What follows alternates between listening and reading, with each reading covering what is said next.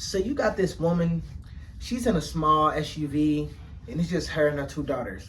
And she's on the phone with her husband, and she's keeping them updated, letting them know that they're only 2 hours away to where they're gonna be, and then, you know, we're gonna go here tomorrow, then after that we're gonna come back home. So he jokes with the kids, and he says, all right, I love you, just keep me updated. And she says, okay. So the three ladies are taking a cross-country road trip to a place called the Yosemite Park. If you don't know where that is, that's a national park in California. So this is set back years ago.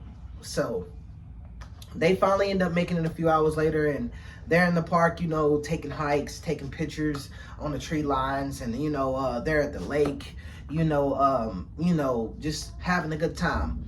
And they go through the little town, and they end up meeting a lot of nice people, and they actually end up going to a nice spot where they, you know, have antiques and all type of historic stuff. So now that nighttime is approaching, you know, she says, you know, hey, we're gonna find, you know, a hotel or motel somewhere around that we can stay in. So tomorrow evening we're gonna leave. So the girls was like, okay. So she finds the first motel that she passes by, and she goes in, she books a room for a night. So the youngest girl, when they get in, the girls hop in the bath. So the last one in the bath is the youngest girl. The oldest sister already is, you know, at the, you know, bath or whatever. And the mother was going to take hers last. So as the mother's getting all the clothes and stuff organized, they get a knock on the door. And when she looks through the peephole, it's like a white man, you know, just a regular, you know, guy, you know, in janitor clothes, like. And he says, it's the maintenance. Yeah, it's the maintenance guy. And he says, I'm here to fix your sink. You know, sorry, you know, that I'm coming by so late. It's just I got caught up with something earlier. So, you know, thinking nothing of it, you know, she was about to open the door, but then she kind of just got a feeling that pushed her back, like, no, don't do it. But as she looks through the people again, the guys, you know, he's smiling like, yeah, it'll just take 1 second. So, you know, her and her daughter look at each other, but, you know, she just blows it off, and she opens the door. Now, what I'm about to say next, y'all, is going to be a thing of the worst nightmares.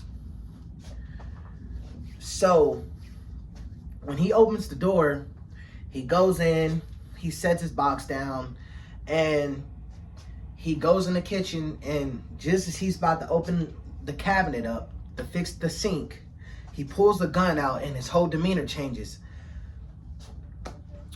He goes and tells the mom and the older sister to get in the corner, and he hits the mom. She passes out.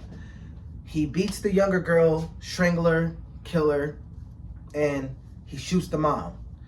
Now, in the bathroom, he has the shower running. So he opens up the bathroom door, and the younger daughter, she's just in there shaking, and she's shivering in the tub. So he gets her out, gets her dressed, puts her in his car, and then he thought about it. No, wait, you know, after doing some thinking, he said, nah. So he goes in there, the motel room, gets the keys off the mom, takes their car, put her in it, takes her to a wooded area. He does some things to her, I'm not going to say, but he ends up basically cutting her head off. So, where this is 1999, you know, there's not a lot of, you know, cameras like it is now. So he goes through the parks, and he dumps all the, you know, the young ladies, and he goes on about his day, and he starts to go back to work and go back to work. Now, over time, the father's calling the place like, hey, she told me it's the last place she's going to be at, and she always keeps me updated. So the people, they begin, you know, investigating, and the police come, and however they got a lead, they end up noticing that it was a guy named Cary, right? Cary Stayner. So they pull him in for questioning, and long story short, they find all of this stuff and find him linked to it. They end up, having a few witnesses say that they seen him in the car. He did everything, and like rode off with the young girls. And